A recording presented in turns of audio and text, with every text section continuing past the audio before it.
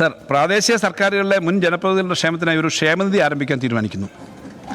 2026-27 ക്ഷേമനിധിയിലേക്ക് 250 കോടി രൂപ സമാഹരിക്കും. ക്ഷേമനിധിയിലേക്ക് പണം അടയ്ക്കാൻ പ്രാദേശിക ഗവൺമെൻറ്റുകൾക്ക് സർക്കാർ പ്രത്യേക അനുമതി നൽകുന്നതാണ്. ക്ഷേമനിധിയുടെ നടത്തിപ്പും സംബന്ധിച്ച് ആനുകൂല്യങ്ങൾ വിതരണം ചെയ്യുന്നത് സംബന്ധിച്ചും ക്ഷേമനിധിയുടെ ഭരണസമിതി അനുയോജ്യമായ തീരുമാനം എടുക്കുന്നതാണ്. സർ, 2026 കണക്കുകൾ പ്രകാരം കേരളത്തിലെ മുതിർന്ന പൗരന്മാരുടെ എണ്ണം ജനസംഖ്യയുടെ 18.7%. രാജ്യത്ത് ആദ്യമായി വയോജന കമ്മീഷൻ രൂപീകരിച്ച സംസ്ഥാനമാണ് കേരളം. വയോജനങ്ങളുടെ പ്രശ്നങ്ങളും അവരുടെ സംരക്ഷണവും വളരെ ഗൗരവത്തോടെ സർക്കാർ കാണുന്നു. ഇത്തവണ എൽഡർലി ബജറ്റ് എന്ന പുതിയൊരു പ്രമാണം കൂടി ബജറ്റ് രേഖകൾക്കൊപ്പം സർക്കാർ അവതരിപ്പിക്കുകയാണ്. രാജ്യത്ത് ആദ്യമായിട്ടാണ് ഇത്തരമൊരു രേഖ അവതരിപ്പിക്കുന്നതെന്നാണ് ഞാൻ മനസ്സിലാക്കുന്നത്. ഇതോടെ വയോജന ബജറ്റ് അവതരിപ്പിക്കുന്ന ആദ്യ സംസ്ഥാനമായി കേരളം മാറും. സർ, അഭിമാനകരമായ 5 വർഷങ്ങൾ. സർ, എല്ലാ പ്രതിബന്ധങ്ങൾക്കിടയിലും വികസനക്ഷേമ കാര്യങ്ങളിലും നാടിൻ്റെ ഭാവി സംബന്ധിച്ച പ്രവർത്തനങ്ങളിൽ ഒരു വിട്ടുവീഴ്ചയ്ക്കും സർക്കാർ തയ്യാറായിട്ടില്ല. 10 വർഷം കൊണ്ട് കേരളത്തിന് മുഖച്ഛായ മാറ്റാൻ 1-2 പിണറായി സർക്കാരുകൾ കഴിഞ്ഞു.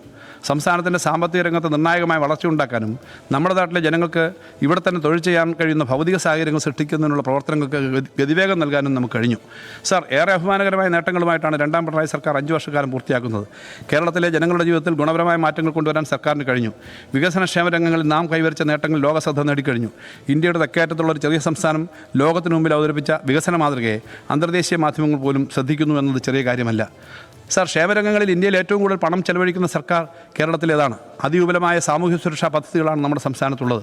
സർ, നാളിതുവരെ ക്ഷേമ പെൻഷനായി 2ാം പിണറായി സർക്കാർ നൽകിയ തുക 48,383.83 കോടി രൂപയാണ്.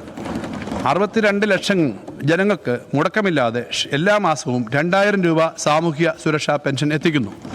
സർ, ഈ സർക്കാർ കാലാവധി പൂർത്തിയാക്കുമ്പോഴേക്കും 54,000 കോടി രൂപ ക്ഷേമ പെൻഷനായി ജനങ്ങളുടെ കയ്യിൽ എത്തിച്ചിരിക്കും. 1/2 ട്രില്യൺ രൂപ ക്ഷേമ പെൻഷനായി കേരളത്തിലെ സാധാരണക്കാർക്ക് നൽകിയ സർക്കാരാണിത്. ഇത് ഇന്ത്യയിലെ മറ്റൊരു സംസ്ഥാനത്തും ഇത്രയും സുസ്ഥിരവും വിശ്വാസത ഉള്ളതുമായ ഒരു സാമൂഹ്യ സുരക്ഷാ പെൻഷൻ പദ്ധതി ഇല്ല. സർ, ഉമ്മൻചാണ്ടി സർക്കാരിൻ്റെ കാലത്ത് 5 വർഷം കൊണ്ട് 10,700 കോടി രൂപയാണ് മാത്രമാണ് ക്ഷേമ പെൻഷനായി നൽകിയത്. എന്നാൽ 1ാം പിണറായി സർക്കാരിൻ്റെ കാലത്ത് മുൻ സർക്കാരിൻ്റെ കുടിശ്ശികയായ തുക ഉൾപ്പെടെ 35,089 കോടി രൂപ നൽകി.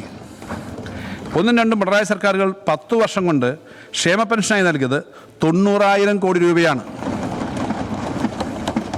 സർ, ഒരു മാസത്തെ കുടിശ്ശിക പോലുമില്ലാതെ മുഴുവൻ ഗുണഭോക്താക്കളിലേക്കും പെൻഷൻ കൃത്യമായി എത്തുകയാണ്.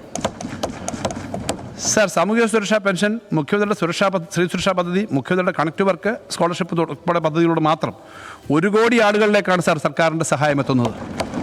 അതായത് ജനസംഖ്യയുടെ 30% ആളുകൾക്ക് എല്ലാ മാസവും സർക്കാർ നേരിട്ട് സാമൂഹ്യ സുരക്ഷാ സഹായം എത്തിക്കുന്നു.